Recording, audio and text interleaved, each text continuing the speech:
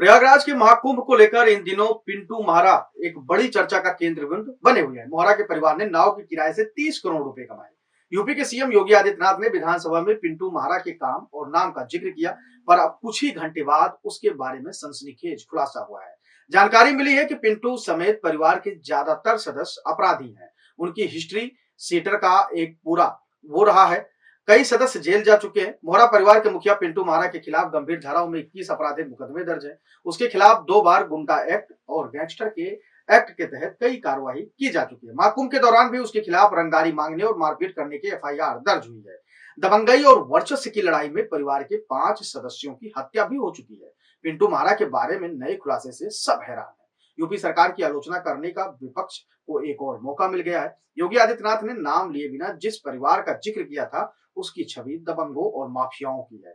आरोप है कि यह परिवार सिर्फ दिखाने के लिए नाव चलाता है, जबकि इसका असली काम नाविकों से रंगदारी वसूलने का है। संगम और आसपास के घाटों पर महारा परिवार का जबरदस्त आतंक है। प्रयागराज में कहा जाता है कि पिंटू महारा का माफिया डॉन अतीक अहमद से संबंध था। महारा तब अतीक के लिए भी काम करता था। कहते हैं कि कोई भी नाविक इस परिवार के सामने घुटने टेके बिना नाव नहीं चला सकता है। दावा किया जाता है कि महारा परिवार की दबंगई और रसूख के आगे पुलिस और प्रशासन भी ज्यादातर समय बैकफुट पर रहती है।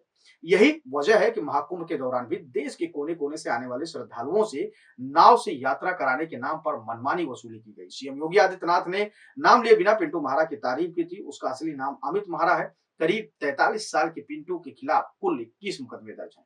महारा के खिलाफ हत्या, हत्या के प्रयास और रंगदारी मामले के समेत कई किस्म की धाराएं शामिल हैं। उसके खिलाफ साल 2010 और 2016 में गैंगस्टर एक्ट के तहत कार्रवाई की गई थी। इसके अलावा साल 2013 और 15 में गुंडा एक्ट के तहत केस दर्ज हुआ था। वह कई बार जेल जा चुका है। कई सालों तक जेल में रहने के बाद भी वह कुछ ही महीने पहले जमानत पर बाहर आया है। आरोप है कि जेल में रहते हुए भी वह लोगों को धमकाने का काम करता रहता है। अब इस पूरे मामले पर सियासी तूफान आ गया है। अखिलेश यादव ने भी ट्वीट किया और कहा कि कम से कम आप उस जिसकी तारीफ कर रहे थे, जिसके लिए अच्छे अच्छे शब्द बोल रहे थे, कम से कम उसके बारे में जान लेते।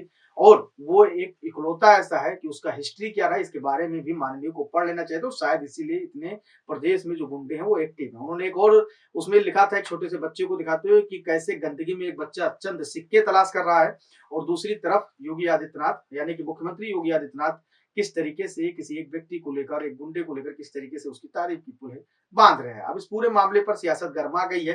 वैसे पिंटू महारा के बारे में आपकी क्या कुछ राय है? क्या लगता है कि कुंभ में इस तरीके से उसने कमाई की होगी या फिर उसके कमाई में कहीं ना कहीं अपराधिकता संलिप्त है? आप अपनी राय हमें आप हमारे कमेंट सेक्शन में दे सकते हैं। धन्यवाद।